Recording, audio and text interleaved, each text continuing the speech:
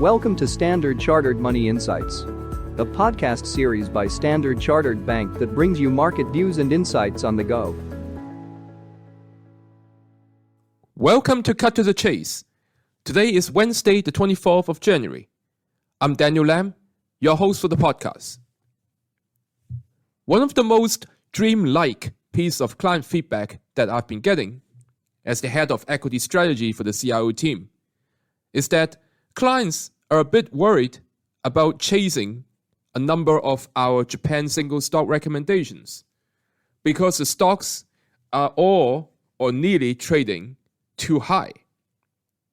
Well, after spending so many years in lost decades, who would have thought such a comment would be made on Japan equities?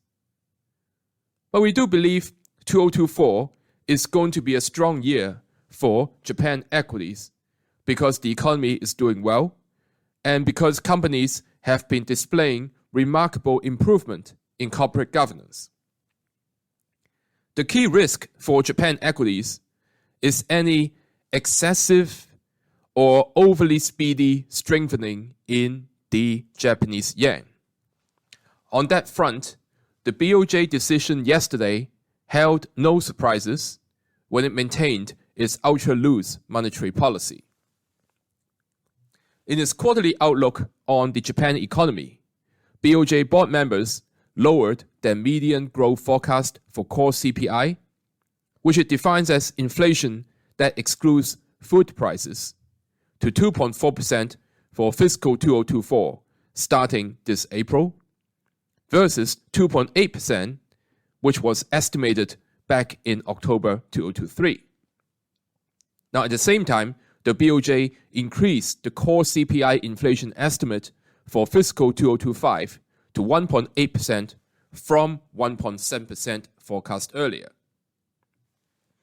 Cautiously optimistic would be an appropriate phrase to describe this BOJ meeting.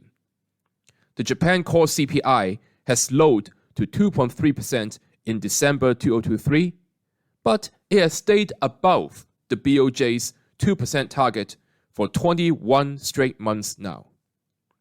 We do believe the BOJ is going to tighten its monetary policy further this year, once the annual spring wage negotiations confirm a trend of meaningful wage increases. This would encourage consumers to spend and lead to a more sustainable and stable inflation, driven by domestic demand. So what does all this mean to investors? Well, over a 6 to 12 month horizon, the Japanese yen is very likely to appreciate. This may lead to weakness in Japan equities, but we believe investors should be buying on dips because of the strong macro and micro fundamentals in Japan. But in the near term, i.e. from now until April, the dollar yen may drift higher, according to technicals. The US yields have been backing up somewhat as investors price out the timing of the Fed rate cuts. Resistance for dollar yen is around 151. A stable to marginally weaker Japanese yen would bode well for Japan equities over these few months. That is all from me for today. As always, if you enjoy this podcast, please don't forget to rate and like it. Thanks for listening, and we wish you a happy day ahead.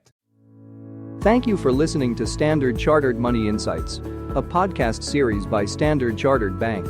For more details, visit Market Views on the Go on our website or click the link in the description.